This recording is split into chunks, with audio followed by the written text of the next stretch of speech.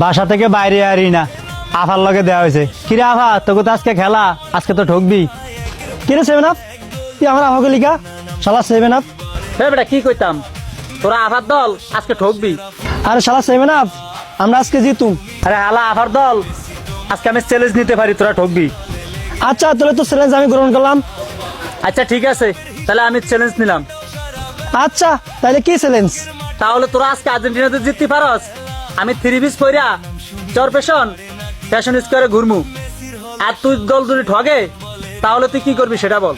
যদি আমার দল ঠগে তাহলে আমাদের টিম মেম্বার যারা আছে সবাই নিয়ে কক্সবাজার ট্যুরে নিব। শালা সেভেন আপ, আমার দল যদি জিতে তাহলে তুই কিন্তু থ্রি পিস সত্যি হইব।